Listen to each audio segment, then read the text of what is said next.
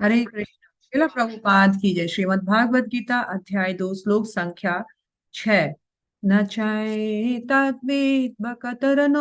गरीयो यद्वा जयं यदिव न जयेयुः यानेव हत्वा न जिजीविषामस्तेव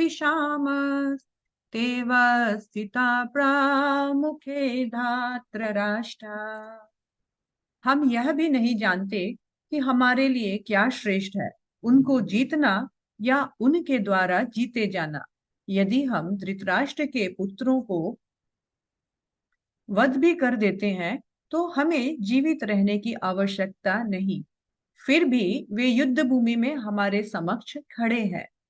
तो अर्जुन महात्मा यहाँ पर अब तक बिल्कुल मोहग्रस्त हो गए थे, बिल्कुल इनडिसीजन हो गए थे कि वो क्या करे। धर्म कर्तव्य के पालन के बीच बिल्कुल भ्रमित हो चुके थे और वो बोल रहे थे कि मेरे समझ में नहीं आ रहा है कि क्या करना श्रेय है, युद्ध करूं कि युद्ध ना करूं, क्या उत्तम है। मैं नहीं समझ पा रहा हूं, क्योंकि मुझे तो इस युद्ध में भी अपनी पराजय ही दिख रही है। मैं तो निश्चय नहीं कर पा रहा हूं कि युद्ध करना या युद्ध छोड़ना मेरे लिए ठीक है, क्योंकि यदि मैं युद्ध नहीं करूंगा तो मुझे भिक्षाटन के अलावा मेरे पास कोई दूसरा विकल्प नहीं है। और यदि मैं युद्ध करता हूं तो इन सबको मार करके मुझे युद्ध में पता नहीं जीत मिलेगी या हार मिलेगी। और यदि मैं इनको मारकर जीत भी लूं तो वो जीत मेरे लिए श्रेयकर नहीं है, क्योंकि मुझे लगता है कि मैं इनके बिना जी ही नहीं पाऊंगा, इनके बिना जीना मेरे लिए बहुत कठिन हो जाएगा। मैं इन सबको खो दूंगा। अब इन लोगों के बिना मैं युद्ध में जीत भी जाऊंगा तो राज्य भोग किसको दिखाऊंगा।